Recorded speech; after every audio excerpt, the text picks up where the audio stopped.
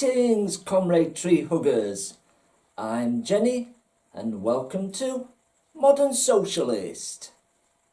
Today I want to report on what has been going on at a local tree protest on Middlefield Road in Doncaster. So, to help us understand why people are protesting the felling of these trees and to help understand the issues surrounding this, I offer a warm welcome to two of the protesters, Kate and Tony, who are reporting directly from the scene of the protest. Hello, my name's Kate Needham. I'm a Green Party campaigner and activist, and I was the parliamentary candidate in the election, the general election 2019. I'm Tony Nicholson from Doncaster Green Party, and I'm just here on Middlefield Road just to show support for the street protest that's gone here against the felling of the trees. Here in Doncaster, despite declaring a climate emergency, the council is still cutting down trees for little to no valid reasons. So last year, Doncaster Council declared a climate emergency, and now they want to chop down all 64 mature, healthy trees on this street and replace them with these little saplings that no way make up for the mature, healthy trees that were here before. And if they're serious about tackling climate change, why are they doing this? It just doesn't make sense. Take these 64 trees off Middlefield Road. After getting short shrift from the council, some residents felt the need to contact the local Green Party to get their concerns a proper hearing. Kate expresses their feelings well. So I grew up round here, just round the corner, and I used to walk past this road every day on my way to school. And it was always very beautiful, beautiful tree-lined streets with lots of birds singing and beautiful in the summer. And some of the residents asked us at the Green Party to come and have a look and support them. And when I came down and saw that the council had chopped down nearly all the trees, I just wanted to cry. It was just horrible. And the residents just didn't know what to do. The ones that wanted to keep the trees, were at their wits' end. So we came and supported them back in January and managed to stop the council from carrying on, chopping down the trees. And more recently, a couple of weeks ago, they started doing it again. I was just driving past on the way to my mum's, and I saw this council worker up the tree with a chainsaw. So I pulled over and quickly stood under the tree, and then he had to stop. And for the last 3 weeks, a small group of us have been standing under the trees, and more recently just 2 of us, because of COVID, have been standing under the trees to try and stop the council chainsaws. And the council are saying that they've got no choice, that the trees have got to come down because the pavements are unsafe and it's because of the roots. But they haven't even looked under the pavements. They haven't looked under the pavements. So how do they know? And they say they've got no choice, but the people who really don't have a choice are the residents. They were told to vote, do you want to keep the trees and not get your pavements done? Or do you want your pavements done and we've got to chop your trees down? They weren't given a choice of having the trees and getting the pavements done, like they've done in other places, like they've learnt to do in Sheffield. There are solutions to this. You don't have to chop every single tree down in a street. I mean, it's just not the same now. These trees they're all right, but they're small and there's no birds singing in them like there used to be. It just looks barren, and it's brutal in any case. Whatever you say, chopping down 64 trees in one go is just brutal, and it's not the right thing to do at all. This tree-lined avenue is having its trees cut down ostensibly to protect the pavements. We believe that each tree should be investigated first to check if they really are doing damage. And, of course, if they are, there are engineering solutions available that should be tried first. As Tony says, the reason why the Green Party support this protest is because we think that the felling of 64 healthy trees, and then saying that it's because of problems with the roofs and the pavement, is that we think that each tree should be investigated in its own right, and that we want that policy of just filling a whole street full of trees, which could be used across the whole borough. We want them to change that whole process and look at it again.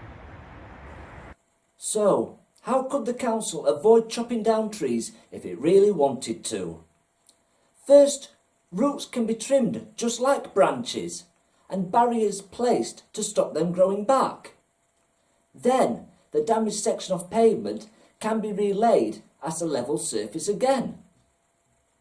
The council is aware of such solutions but did not make that clear when they gave local residents a binary choice of leaving damaged pavements or removing the trees. This was an unfair offer. Doncaster Council is behaving in the same arrogant manner that Sheffield Council did when they illegally felled thousands of trees. They also tried to intimidate the protesters when they and South Yorkshire Police pursued baseless prosecutions that later ended up being thrown out of court. Back in Doncaster, tree protesters wrote to the council offering solutions that would have allowed the trees to stay, would have protected the pavements, and enabled the council to meet its CO2 targets, among other pledges it made when declaring a climate emergency. This was a chance for Doncaster Council to show that it wasn't just talking green for reasons of political opportunity, and that it takes its own environmental policies seriously. Unfortunately, Doncaster Council immediately fell back into its bad old ways when it came to engaging with the peaceful protesters at Middlefield Road. South Yorkshire Police attended the scene and ended up arresting one protester while also handing out 4 fines under the coronavirus regulations. Only 2 people were actually protesting though, with 2 others reporting on the protest. All were carefully following the lockdown rules to the letter. This was proven as a fact when all the fines were later rescinded as soon as they were challenged, and when South Yorkshire Police started to receive bad publicity in the local and even some sections of the national media. The council makes the argument of cost, as if chopping down trees itself doesn't have a cost. But what about the costs that go beyond the purely economic? If we were to make a cost-benefit analysis, these would be the environmental benefits of keeping these trees. Trees enhance and beautify any street they are on, making it a far more pleasant place to live, and thus also helping keep up local house prices.